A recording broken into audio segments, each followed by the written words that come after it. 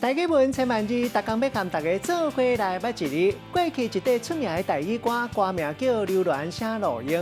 今仔日要甲大家绍介这一日，就是流，读老有流第五条。读流这是读文音，流的意思就是离原地，嘛有保存的意思，像咱讲保留。若是无要互人离开，也就是法律上讲的扣留、拘留。去外国读册，会当讲得到学位，咱就讲是留学。若这里鼻音就是留，有人说留，这留嘛有保存的意思，像咱讲甲伊留落来，留起来做本，或者是留相的影。另外，这留嘛有停落来的意思，像讲请某一个人留伫咧现场等。另外，头毛或者是喙鬚无加，咱讲是留喙鬚、留头毛。带大家做伙来小解这两个词。头一个读做留话，就是甲想要讲的话，放伫咧字条，或者是请人来转达。